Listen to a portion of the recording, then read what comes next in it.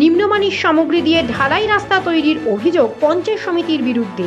ব্যাপক বিক্ষোভ স্থানীয়দের নদিয়ার শান্তিপুরে। Our channel content only for education and information purposes. We do not promote any violence, criminal activity, crime against women, or self-injuries and communal disharmony.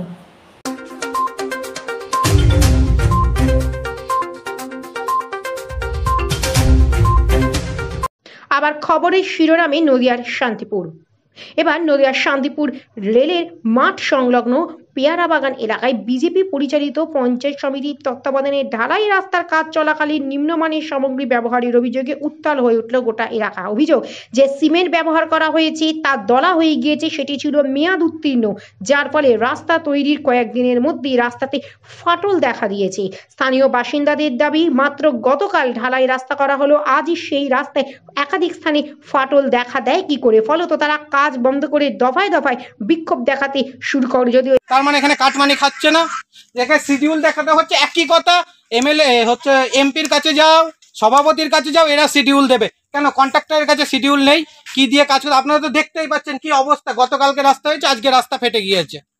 তাহলে দীর্ঘ 30 বছর 40 বছর বাদে রাস্তা হচ্ছে, এর ওপর থেকেও চুরি হচ্ছে, এর ওপর থেকেও চুরি হচ্ছে। তাহলে কি করে সাধারণ মানুষ ভরসা করবে এদেরকে? সভাপতির আন্ডারে আসছে রাস্তাটা, পঞ্চায়েত সমিতির থেকে রাস্তা হচ্ছে। সভাপতির নাম নিপেন মন্ডল। কি আমরা কারো মানে কি বলবো, এখানটা এইগুলো হচ্ছে কেন? তার মানে কিছু না কিছু তো আছে, কিছু না থাকলে তো এইগুলো হবে না। বিষয়টা কি তাকে জানিয়েছে? সিমেন্টটা পুরো 2 নম্বরই, সিমেন্টটা 2 নম্বর, ডেট এক্সপায়ারি সিমেন্ট দিয়েছে। কন্ট্রাক্টরকে বলা হচ্ছে, কন্ট্রাক্টর বারবারই বলছে সভাপতির সঙ্গে কথা বলো, কন্ট্রাক্টর বলছে এমপির সঙ্গে কথা বলো। এই বিষয়ে পঞ্চায়েত সমিতি সভাপতি নিপেন মন্ডল জানান, কোনোভাবেই নিম্নমানের সামগ্রী দিয়ে রাস্তার কাজ হচ্ছে না, এটা সম্পূর্ণ বিরোধীদের চক্রান্ত। তবে এই ঘটনায় এলাকায় ছড়িয়েছে যথেষ্ট চাঞ্চল্য। স্থানীয়দের দাবি, প্রশাসন যেন অবিলম্বে তদন্ত করে ঠিকাদার ও কর্মীদের বিরুদ্ধে যথাযথ ব্যবস্থা গ্রহণ করে। এটা হচ্ছে পুরো একটা চক্রান্ত। আর আমি যে কথাগুলো বলেছি আপনারা বলছেন, তা আমি একটি বাজে কথাও বলিনি, কারণ ওরা তো আমার এলাকার মানুষ, ওদের আমি পরিষেবা দেব। আপনি এলাকায় গিয়ে দেখবেন প্রত্যেকটা মানুষ পরিষেবা ঠিক মতন পেয়েছে কিনা।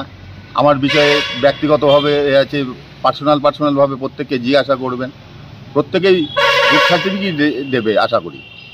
কিন্তু আজকে যেই ঘটনাটা ঘটিয়েছে সেটা হচ্ছে তৃণমূলের কিছু অ্যান্টি সোশ্যাল, তারা হচ্ছে মানুষকে উত্তেজিত করে আজ এই উন্নয়নের কাজটায় বাধা দিয়ে দিল।